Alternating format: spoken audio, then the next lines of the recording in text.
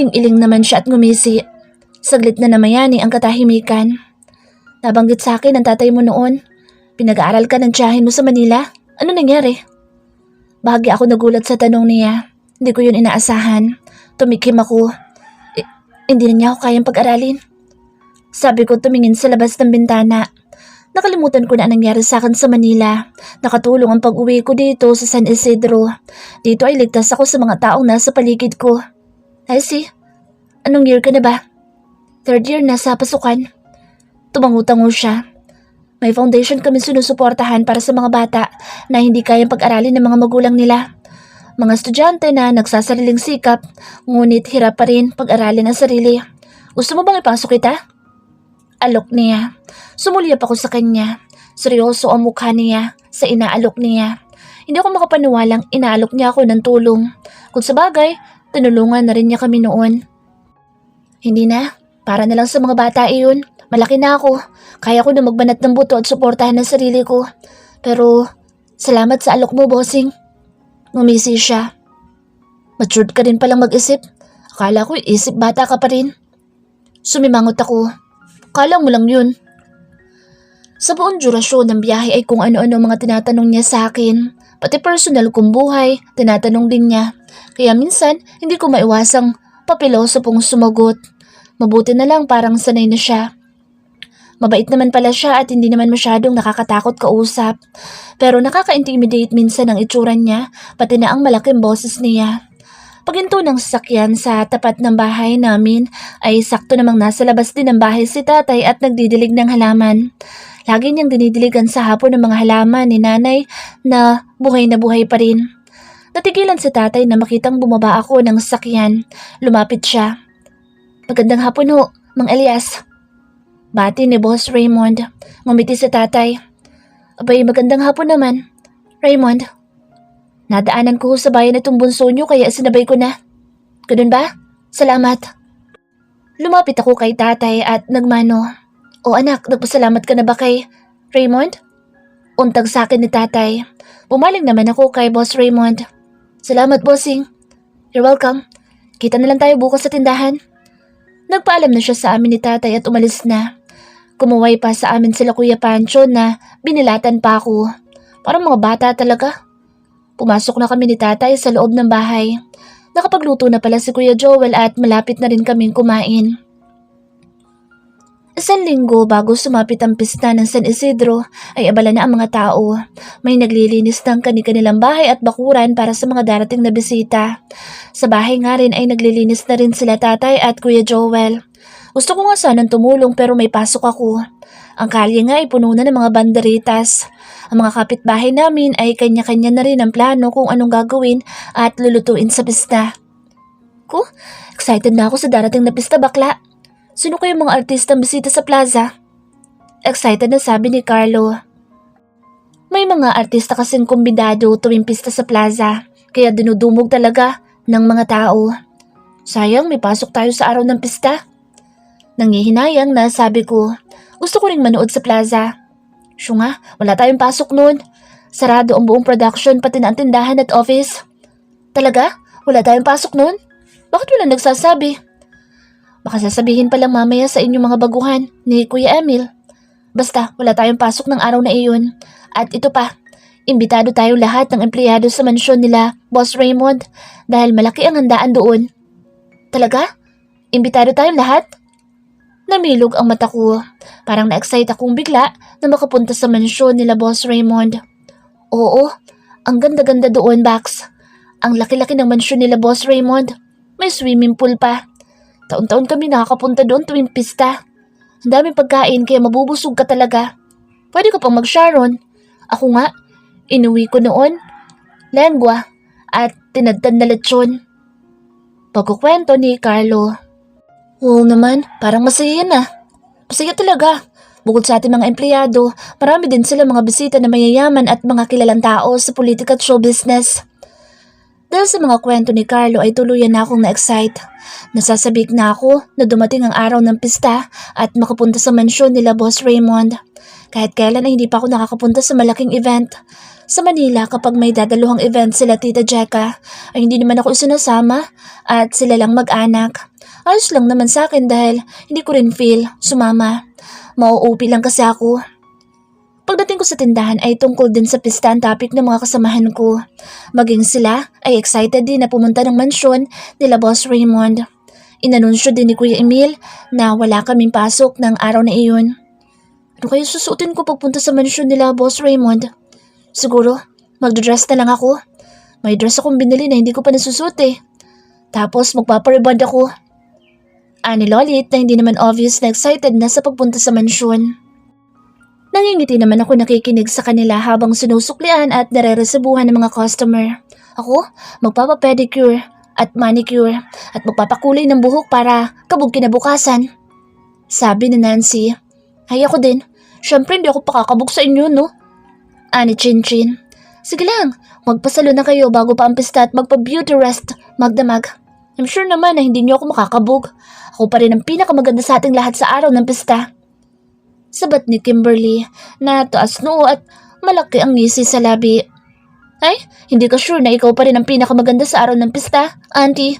Baka nakakalimutan mong may Jenny. Ani Lolit sabay tingin sa akin. Tumingin din sa akin ang tatlo. Natigilan naman ako. Bakit ako nasali? Oo nga Kimberly, dapat ikaw magbabad sa salon at magpa-beauty rest. Di mo kakayanan sa Jenny, no? Sang-ayon ni Chinchin kay Lolit. Ano naman ang kinaganda niyan? Bira ni Kimberly sa dalawa sabay irap sa akin. Napataas naman ang kilay ko. Sorry friend ha, pero doon tayo sa totoo. Oo, maganda ka pero mas lamang ng ganda ng maraming beses si Jenny. Sa kutis pa lang, walang-wala ka na kay Jenny, lalo na sa mukha. Partida, hindi pa pala make-up yan ha? Prangkang sabi ni Nancy sabay tawa. Nakitawa na rin si Lolit at Chinchin. Mukhang napikon si Kimberly dahil naging matigas at madilim ang reaksyon ng mukha niya. Matalim ang tingin niya sa tatlo pati na sa akin. Hindi ko na lang siya pinansin at hindi na lang din nakasawsaw. Baka lalo siyang mapikon. Nagpaalam si Kimberly na magsi-CR kay Kuya Emil. Sabay walk out. Mukhang bad trip. Panay naman ang tawa ng tatlo. Hoy, tumigil nga kayo. Napikon niyo na yung isa. Saway ko sa tatlo. Hayaan mo siya. Pikunin naman talaga yan. Saka nagsasabi lang naman kami ng totoo, no? Sabi ni Lolit na nagsusukli sa isang customer. Saka mabuti nga yun sa kanya para mabawasan ng kayabangan. Masyadong gandang-ganda sa sarili. Ang hilig pang magbuhat ng sariling bangko. Tapos dinamay niyo pa ako. Lalo lang yung maiinis sa akin eh. Naiiling na sabi ko habang nagsusulat sa resibo. Huwag mo na lang siyang pansinin. Malaking inggit nun sa'yo. Sabi ni Nancy. Kumunot naman ang noo ko. Bakit naman siya may inggit sa akin? Siyempre, may mas maganda na sa kanya. Ikaw, noong wala ka pa dito, feeling sikat yan dahil marami nagpapapansin na customer sa kanya. E nung dumating ka, hindi na siya ganun kasikat. Kaya lagi kang tinatarayan yan dahil imbyer na sa'yo yan. Ani Chinchin. At hindi lang yun. Lalo siyang nainis sa'yo dahil pinapansin ka ni Boss Raymond. Crush kasi niya si Boss Raymond. Dagdag pa ni Lolit. Napaawang ang labi ko. Crush niya si Boss? Oo, kaya panay paganda niyan dito. Nagbabaka sakaling mapansin ni Boss. Kaso hindi naman siya napapansin. Tapos ikaw, ilang beses pinansin ni Boss at kinakausap pa. Napalunok ako. Hindi ako nagtataka na napapansin nila madalas akong kausapin ni Boss Raymond kapag napapadaan dito sa tindahan. Pero baka bigyan pa nila ng ibang kulay iyon. Matagal na kasi kami magkakilala ni Boss. Bata pa ako at hindi pa nagpupunta ng Manila. Tumulong siya noon sa pagpapalibing sa nanay ko at sa pagbayad sa hospital bill ng kuya ko. Paliwanag ko sa kanila. Kaya pala. Oh, tama na yan, Jasmisan. Asikasuhin niyo muna ang mga customer. Dami nang nakapila oh. Sita ni Kuya Emil sa amin. Nagsitahimik na lang kami at hinarap na ang mga customer na nakapila. 1 week later. Ang bango naman yan, tay. Bulalas ko pagpasok ko ng kusina. Naabutan ko si tatay na naghahalo sa malaking kawa. Tiningnan ko iyon at nakita ko na gata ng niyog pala ang hinahalo niya. Binuksan ko ang may kalakihang kaldero na nakasalang sa mahinang apoy. Sinaing na malagkit ang laman. Mukhang magbibiko si tatay. Natakam tuloy ako kaagad. Naalala mo ba anak? Paborito mo ito noong bata ka pa. Ang biko. Nakangiting sabi ni tatay. Oo naman tay, hanggang ngayon paborito ko pa rin yan. Pero parang marami yata lulutuin nyo. Puna ko. Kasi bibigyan ko ang mga kasamahan namin sa palaisdaan. Gusto kasi nila lutong biko ko. Hindi daw masyadong matamis at nagmamantika.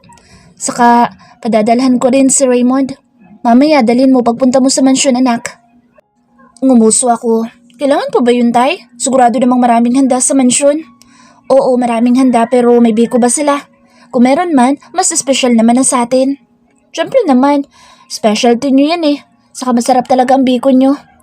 Si Kuya pala, Tay. Nasaan? Hanap ko sa kapatid. Paglabas ko ng kwarto ay hindi ko nakita si Kuya Joel. Pero nakita ko sa mesa ang iba pang lulutuin. Nasa likod, kumuha ng dahon ng saging. Tumango naman ako. Ano pa ba lulutuin nyo, Tay? Tutulungan ko na kayo. Sabi ko't nilapitan ang lamesa. May mga hiniwa ng karne at may mga lamang loob ng baboy. May mga patatas at carrots na hindi pa nabalatan. Yang hiniwang karne, anak, ikakaldereta iyan. Yung lamang loob naman, ibobopis. Tinali ko ng maayos ang buhok. Sige Tay, ako na bahala dito. Ako na magluluto ng kaldereta. Presenta ko tinawakan ng kutsilyo. Namiss ko na rin magluto. Yon, makakatikim ulit kami ng masarap na luto ni Chef Jenny. Sabi ni Kuya Joel na kapapasok lang at may dalang 3 dahon ng saging. Chef ka dyan, Kuya. Di pa ako chef, no? Natatawang sabi ko habang binabalatan ng carrots. Ganun na rin yun.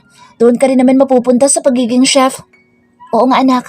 Pasasaan ba't magiging chef ka din? Segunda pa rin ni tatay. Mangyayari din yan, Tay. Pagsusumikapan ko yan. Determinadong sabi ko. Pagsusumikapan ko talaga makatapos para sa pamilya ko, para kay nanay. Yun ang magiging regalo ko sa kanila, ang diploma ko. Nagtulong-tulong na nga kaming 3 sa pagpeprepara ng pagkain. May mga bisita pala na darating sila tatay, ang mga kasamahan nila sa palaisdaan. Pagkatapos namin magluto ay sumaglit muna kami sa sementeryo para dalawin ang puntod ni nanay. Sa tuwing dinadalaw namin sa nanay, hindi ko talaga maiwasang maging emosyonal. Sobra ko na siyang namimiss. Sana nandito pa rin siya kasama namin.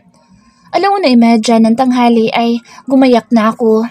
2:00 kami pupunta ni Carlo sa mansyon. Sinipad ko ang sarili sa life-size mirror. Naka-high waist pants ako na hapit sa mga hita at binti ko. Pinaresan ko ito ng 2 inches heels na sandals na kulay beige. Lalong na-emphasize ang hugis ng mga hita at binti ko, pati na ang pang-upo ko. Marami nga ang nagsasabi, maganda ang hubog ng mga hita at binti ko. Medyo bilugan din ang balakang ko. Ang pang-itaas ko naman ay isang crop top blouse na light brown na may puff sleeves. Labas ng bahagya ang sikmura kong maputi.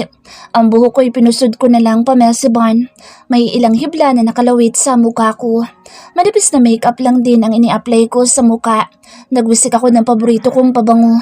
Nang makontento na ako sa itsura ay kinuha ko slim bag ko na ibinigay pa sa akin ni Tita Jeka. Iniwan kasi ito ng pinsan ko dahil hindi ito ang gusto niyang style. E di akong nakinabang. Lumabas na ako ng kwarto. Medyo maingay sa labas ng bahay dahil nandiyan na ang mga bisita ni tatay at ni Kuya Joel na mga katrabaho nila sa palaisdaan. Abay, masyado ko naman yatang nagpaganda anak. Puna sa akin ni tatay na kalalabas lang ng kusina at may hawak na mangkok. Ngumuso ako. Basic nga lang itsura ko tay eh. Basic ka dyan. Hayan ka't labasan si kumura mo at umaalingasaw ang pabango mo. Siguro may pinagpapagandahan ka na no? Sabat naman ni Kuya Joel na galing sa labas at may hawak din plato. Wala kuya no? Ganito lang talaga akong pumorma kapag aalis. Sa Manila ganito ang pormahan ng mga kaedad ko. Yung iba nga mas malala pa. Katwiran ko. O basta ha, huwag kayo masyado magpapagabi ni Carlo. Teka, yung bilao nga pala. Bumalik si tatay sa kusina at pagbalik ay may dala na ngang bilao na may nakatakip na dahon ng saging. Iniabot sa akin iyon ni tatay. Hinawakan ko naman ang tali. Nagpaalam na ako dahil nasa labas na si Carlo. Paglabas ko ng bahay ay tumingin sa akin na lahat ng bisita ni tatay at ni Kuya Joel. Kilala ko ang iba gaya ni Ninong Raul. Lumapit ako sa kanya at nagmano. Matagal ko din siyang hindi nakita. Ikaw na ba si Jenny? Yung bunso ni Elias at ni Gemma? Parang hindi pa makapaniwala na tanong ni Ninong Raul. Opo, ako po ito. Natatawang sabi ko. Abay, hindi kita halos makilala. Ang laki mo na. Dalagang-dalaga ka na at ang ganda-ganda mo pa. Hindi ka na uhugin.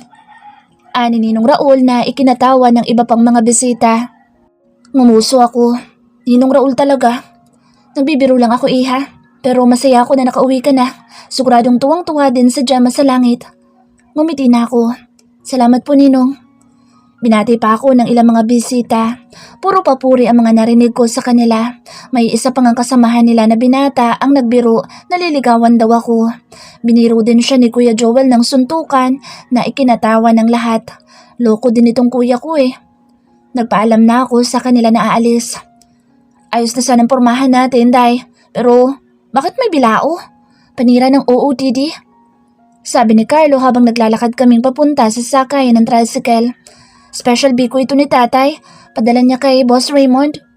Wow, ang sweet naman ni Mang Elias. Sana all may special biko ni Mang Elias. Natawa ako sa pagpaparinig ni Carlo. Oo na, meron ka rin. Marami pa doon sa bahay, bibigyan din kita. Ay, thank you, Moms. Tuwang-tuwa namang sabi niya. Buhay na buhay ang lugar namin. Maingay at maraming tao. May mga dayo na mga bisita na mga kapitbahay namin. Carlo, Jenny! Lumingon kami ni Carlo sa tumawag sa amin. Si Wilson lang pala na minamaneho ang tricycle ng tatay niya. Nasa likod niya si Badong. Wow, bis na bis ah. Saan kayo mamimiyesta? Nakangising tanong ni Wilson na hininto ang tricycle sa tapat namin. Kina Boss Raymond, imbitado kami doon. Sabi ni Carlo, kayo saan kayo pupuntang dalawa? Tanong ko naman, sa bayan bibili ng alak. Sagot ni Wilson na titig sa akin. Ganda mo ngayon, Jenny ah. Hirit pa ni Wilson. Tinaasan ko siya ng kilay. Ngayon lang? Siyempre palagi. Nakangising sagot ni Wilson na kumamot pa sa ulo. Ako ba, hindi maganda? Singit ni Carlo. Ang pogi mo ngayon. Si Badong ang sumagot. Binatukan naman siya ni Carlo na ikinatawa namin ni Wilson. May lip tint at pakak ang kilay? Pogi? Imbyer nang sabi ni Carlo. Joke lang ito naman. Sige na, sumabay na kayo sa amin. Ihatid na namin kayo. Alok sa amin ni Badong. Siyempre, hindi na kami tumanggi ni Carlo. Nakalibre pa kami sa pamasahe. Sa buong durasyon ng biyahe ay maingay kaming apat. Puro kami tawanan. Lagi kasing nag-aasaran si Carlo at Badong. Nakakamiss talaga yung ganito na magkakasama kaming apat. Para kaming bumalik sa pagkabata. Pero ngayong magkakasama na ulit kami magkakaibigan ay bubuo kami ng panibagong memories. Manghang-mangha ako nang papasok kami sa malawak na lupain na puro luntian. Ang sabi ni Carlo, nasa loob na raw kami ng compound ng mansyon nila Boss Raymond. May nadadaanan na nga kami mga manok na panabong na parang mga palamuti sa malawak na berdeng lupain. May mga kasabayan na kaming mga sasakyan na papunta rin sa direksyon na tinatahak namin. Malamang ay mga bisita rin sila. Mukhang marami yatang bisita sa mansyon. Baka nandoon na rin ang iba naming kasamahan ni Carlo. Sa may mataas na burol ay tanaw ko na ang malaking mansyon na kulay puti. Para iyong kastilyo na matayog na nakatayo at natatanaw mula roon ang nasasakupan na nasa baba. At habang papalapit kami sa mansyon ay mas lalong nakakamangha ang ganda nito. Very classic ang style pero may touch ng modern. Kahit tuminto na ang tricycle ay hindi pa rin mapuknat ang mata ko sa mansyon. Nakakalula ito sa ganda at laki. O basta, huwag niyong kalimutan na ipag-Sharon kami ha? Bili ni Badong sa amin. Loko-loko, Sharon ka dyan. Sige na, umalis na kayo. Salamat. Ani Carlo at akmang muling babatukan si Badong natatawa-tawa lang. Umalis na ang dalawa at naiwan na lang kami ni Carlo. Ang ganda ng mansyon nila, bossing. Bulalas ko. Sinabi mo pa, Bax. Lalo na sa loob. Sobrang ganda. Tara na, baka nasa loob na ang mga kasamahan natin. Aya sa akin ni Carlo. Umawak naman ako sa braso niya habang ang isang kamay ko ay may bit-bit na bilao. Ang tsaka tuloy ng arrival natin dahil sa bilaong dala mo. Angal ni Carlo. Natawa naman ako. Yaan mo na, bibigay ko naman ito agad kay Boss Raymond kapag nakita ko siya. Maraming sasakyan ang nakaparada ang nasa labas ng mansyon. May mga dumarating pa nga. Iginiya kami na isang tauhan paikot sa gilid ng mansyon. Doon ay tumambad sa akin ang malawak na garden. Naka-arrange ang mga mesa at upuan. Halos puno na ang garden ng mga bisita na halatang mga galing sa buwan na familia. May ilan na kilalang mga politiko. Nakakalula ang mga bisita. Bumabaha din ng mga pagkain at alak. Jenny! Nilingon ko ang tumawag sa akin, sila Chinchin at ang iba pa naming kasamahan na nasa pahabang mesa. Lumapit kami sa kanila ni Carlo. Wow naman, di mo naman masyadong pinaghandaan ang araw na to, Jenny. Sambit ni Nancy. Ngumiti lang ako. Kanina pa kayo? Medyo kararating lang din namin. Sagot ni Lolit. Napansin ko naman ang paghagod ng tingin sa akin ni Kimberly na nakataas pa ang kilay sabay ismid. Bitter na naman siya. Siya nga, halatang pinaghandaan ng araw na to. Nakapit siyang dress na kulay red at high heels. Bagong kulay din ang buhok niya at may makeup pa siya. Hindi ko na lang siya pinansil dahil baka pumangit pa ang mood ko. Binati din ako ng iba pa naming kasamahan. Puro sila papuri sa itsura ko. Nginingitaan ko lang sila. Bakit naman may dala kang bilao, Jenny? Ano ba yan? Tanong ni Chinchin. Special biko ito ni tatay. Para kay bossing. Andiyan na si Boss Raymond? Sambit ni Kuya Emil.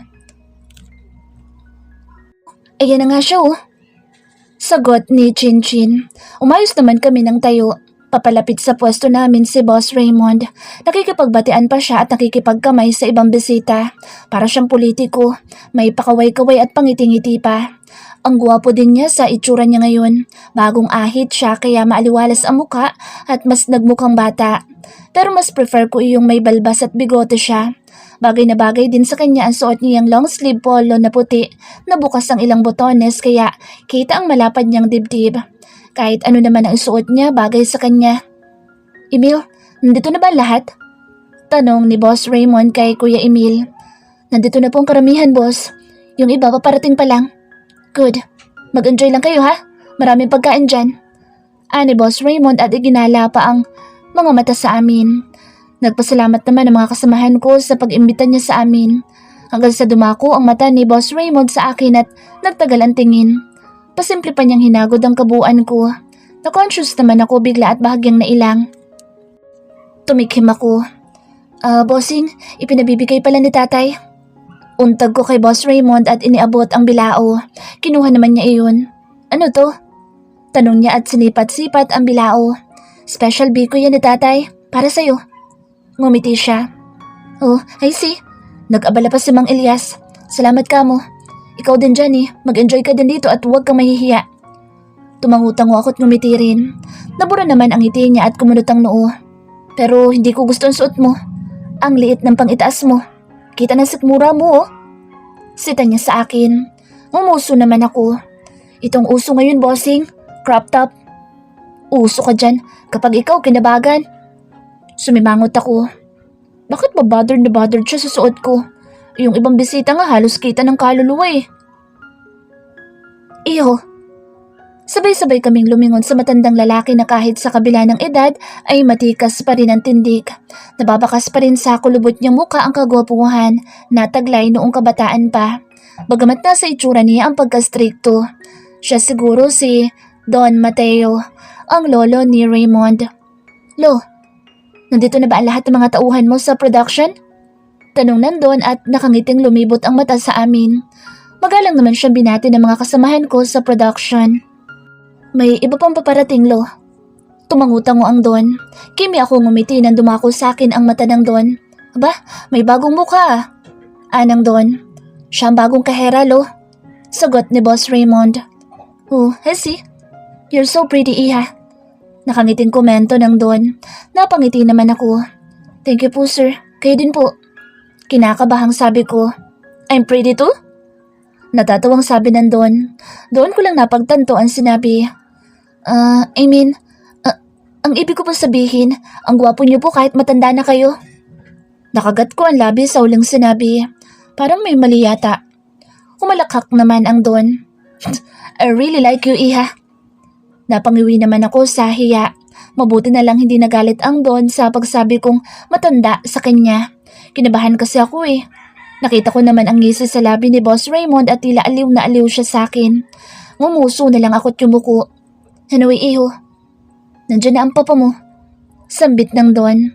Napansin ko naman ang pagseryoso na mukha ni Boss Raymond at pagbuntong hininga. Nag-excuse siya sa amin at umalis na kasama ang Don at bit-bit ang bilao ng biko. Taray ha, pati ang Don napansin ang kagandahan mo. Panunokso ni Carlo. Siniko ko siya at sinaway. Nakakahiya nga eh. Nagsiupo na kami sa upuan na nakalaan sa amin. Mukhang may munting palatuntunan pa. Bago magkainan, piyestang-piyesta talagang setup ng malawak na garden. May mga banderitas pa na nakasabit sa itaas na iba't iba ang kulay. Meron ding dahon ng nyug na nagmistulang palamuti. Punong-puno ng tawanan at kwentuhan ng mga bisita ang lugar. Ibang-iba talaga ang pista sa probinsya. Nilibot ko ang mga mata sa kasamahan ko. Busy sila sa pagkukwentuhan at pagsaselfie. Pati nga sila Loli, Chinchin at Nancy ay panay ang selfie. Napansin ko naman ang matalim na tingin ni Kimberly sa akin. Agad siya nag-iwas ng tingin pero pairap. Ano na naman kayang issue niya? Pax. Siniko ako ni Carlo na katabi ko. Nilingon ko siya. Bahagyan niyang idinikit ang ulo sa akin. Napapansin ko, panay ang irap sa'yo ni Kimberly ha? May issue kayo? Bumuntong hininga ko. Napansin din pala ni Carlo. Wala akong issue sa kanya. Ewan ko lang sa kanya. Ganyan naman yan sa akin. Mainit ang dugo. Ewan ko ba dyan? Pabulong ko ring sabi. Winawarla ka niya? Hindi naman. Puro irap lang siya at parinig. Hayaan mo na siya. Huwag mo nalang pansinin. Di ko nga pinapansin yan eh. Baka insecure sa'yo. Kapag inaway ka yan, sabihin mo sa akin ha. Tumingin ako kay Carlo. Bakit? Tumaas ang kilay niya at naging mataray ang mukha. Kukumprontahin ko siya. Siyempre, walang pwedeng umaway sa beshi ko, no? Napangiti ako sa sinabi niya. Ang sweet naman ng beshi ko. Siyempre, para nakitang sister, no? Yumakap ako sa braso niya. Masarap kapag may ganitong kaibigan na handang promotekta sa iyo. Kaya gustong gusto ko dito sa San Isidro. Maya-maya pa ay bahagyang natahimik na ang mga bisita pero umugong naman ang bulungan at tumuon ang mata ng lahat sa bagong dating na mga bisita kasama ang Don at si Boss Raymond. Natuon ang pansin ko sa dalawang matangkad na lalaki na malaki ang pagkakahawig kay Boss Raymond. Ang may edad na lalaki ay ang amayata ni Boss Raymond at ang isang mas batang lalaki naman ang kapatid. Ang babaeng may edad na kasama ay malamang ang ina ni Boss Raymond. Sa itsura ng tatlo ay halatang hindi sila taga dito sa San Isidro. Binabata sila ng mga bisita. Nakikipagkamayan sila sa mga bisitang politiko at nakikipagkwentuhan pa. Yan si Sir Juancho, ang papa ni Boss Raymond at ang anak ni Don Mateo. Yung babaeng kasama niya, si Ma'am Estela, ang stepmom ni Boss. At yung isang lalaki naman, ang half-brother niya, si Sir Ruel. Ang gwapo-gwapo niya rin no? Parang si Boss Raymond eh. Crush na crush ko nga yan eh. Kinikilig na sabi ni Carlo. Oo nga, gwapo din ang nakababatang kapatid ni Boss Raymond. Maputi nga lang siya kaysa kay Boss Raymond na tan ang kulay. Di ko na-expect ang sinabi ni Carlo na stepmother at half-brother pala ni Boss Raymond ang kasama nito. Nasaan pala yung totoong nanay ni Bossing? Pabulong kong tanong kay Carlo. Patay na raw, bata pa si Boss Raymond. At ayon sa chika-chika ng mga marites, ilang taon lang pagkamatay ng mother ni Boss Raymond ay nag-asawa na ang papa niya. At yun na nga, si Ma'am Stella. Mabait pa yung stepmom niya? Mabait naman at nakikipagbatian din. Ewan ko lang kapag nakatalikod. Taga Manila kasi yan. Diba? Iba ang ugali ng mga taga Manila. Di naman lahat pare-parehong ugali. Parang dito lang din sa atin. Iba-iba din ang ugali nila. May mababait at may matatapobre. Sa Manila ay marami din akong nakakasalamuhang mababait na tao gaya ni Ate Saning. Oh, tahimik na kayong lahat. Magsasalita si Don Mateo. Sabay sa amin ni Kuya Emil. Tumahimik naman kaming lahat at tinuon ng mga mata sa unahan kung saan nakatayo ang Don at may hawak na mic. Nakangiti siya sa amin lahat habang iginagala ang mata. Magandang tanghali sa inyo lahat at maligayang pista ng San Isidro. Masaya ako, kami ng pamilya ko, na muli tayo nagkakasama-sama sa masaganang araw na ito. Maraming salamat sa pagpunta nyo dito sa aming tahanan at muli natin pagsasaluhan ng munting handaan. Lahat kami mga bisita ay matamang nakikinig sa Don, kahit nga ang mga politiko at mga bisitang mayayaman ay nakikinig sa kanya. Halatang tinitingala at ginagalang ng lahat ang Don. Kung sa bagay, ikaw ba naman ang may-ari ng halos kalahati ng lupain ng San Isidro at pinakamayaman sa buong bayan? Baka nga hindi lang sa buong bayan kundi sa buong probinsya pa. Sa isang binati nandoon ng mga bisita lalo na ang mga politiko. Ilang mga kilalang pamilya at mga tauhan ng mga negosyo nila na hindi na mabilang sa dami. Kami nga lang na nasa chicken feeds ay nasa 1,000 na. Sumunod namang nagsalita ay si Boss Raymond. Nagtilian naman ang ilang mga kababaihan at kahit na ang mga sangkabaklaan.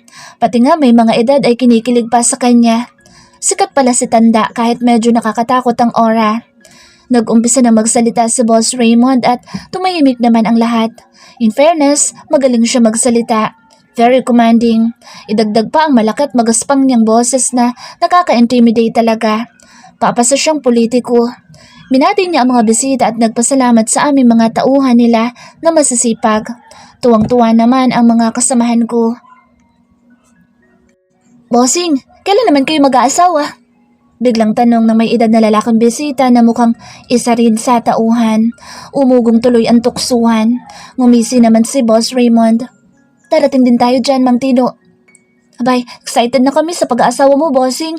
At syempre na, lalo sa mga magiging chikiting mo. Segunda pa ng isang may edad na lalaki. Kanya-kanya na rin ang komento ang ibang tauhan at mga bisita. Si Boss Raymond ay natatawa at naiiling na lang. Ang pamilya niya ay nangingiti lang din, maliban lang sa papa niya na seryoso ang muka. Parang hindi nito nagugustuhan ng mga komento ng mga tauhan. Huwag kayong mag-alala. Kapag ako nagbalak mag-asawa, ia-anunsyo ko sa buong San Isidro. Hayag ni Boss Raymond. Nagpalakpakan naman ng mga bisita. Napanguso ako. Mukhang malapit na mag-asawa si Boss Raymond. Kung sabagay, matanda na siya. Kailangan na nga niya talagang mag-asawa. Pero bakit parang hindi ako natutuwa? Siguro gutom lang ako. Pero sa kalagitnaan ng pakikipagbiruan niya sa mga bisita tungkol sa pagpapakasal ay dumako ang mata niya sa akin. Nagtama ang paningin namin. Tila naman may kung anong tumama sa dibdib ko na ikinakabog nito ng malakas.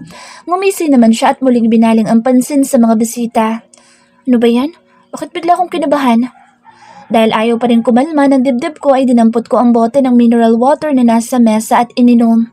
Matapos magsalita ni Boss Raymond ay nagkainan na kami mga bisita. Maraming bisita. Mas marami pa kami mga tauhan. Pero mas marami ang pagkain. Inilabas na rin ng ilan na mga naka-uniformeng lalaki ang mga letsyong baboy at letsyong baka. Nakaramdam tuloy ako ng gutom bigla. Nakipila na rin kami ni Carlos sa mga kumukuha ng plato, kutsara at tinidor. Mabilis naman ang usad ng pila kaya walang naiinip. Grabe, ang daming pagkain. Bulalas ko habang nakatingin sa mga nakahilerang stainless container na may iba't ibang putahe ng ulam at amoy pa lang masarap na. Ganito talaga dito sa mansyon tuwing pista. Hindi sila nagtitipid ng pagkain sa mga bisita. Pwede ka pa nga magbalot basta magpaalam ka kay Manang Fe, yung mayordoma. Mabait naman yun. Ako, dessert ang iuuwi ko mamaya. Parang nakakahiya namang mag-uwi. Sus, huwag kang mahiya. Yung mga kasamahan natin, magbabalot din ng mga yan, no? Kumuha na nga lang tayo ng pagkain. At namili na kami ni Carlo ng mga kakainin namin. Si Carlo ay kuha ng kuha. Halos mapuno na ang plato niya ng sari-saring ulam. Ako ay isang ulam pa lang ang nailalagay ko sa plato. Halos lahat naman ng putahe natikman ko na. Sa Manila ay nakakakain din naman ako ng mga ganitong ulam. Pero parang mas bet ko ngayon ang gulay. Ayun ang chapsuy. Bulalas ko nang makita ang hinahanap. Sa itsura pa lang ng chop suey na maraming sahog ay halatang masarap na. Tama-tama, walang kumukuha ng chop suey at parang mas bet yata ng mga bisita ang karne. Hinawakan ko serving spoon pero may malaking kamay ang humawak din doon. Tinignan ko may-ari ng kamay na iyon. Nagsalubong ang mga mata namin ng gwapong mistusuhin at matangkad na lalaki. Ang nakababatang kapatid ni Boss Raymond, si Sir Ruel. Agad kong binitawan ang serving spoon sa hiya.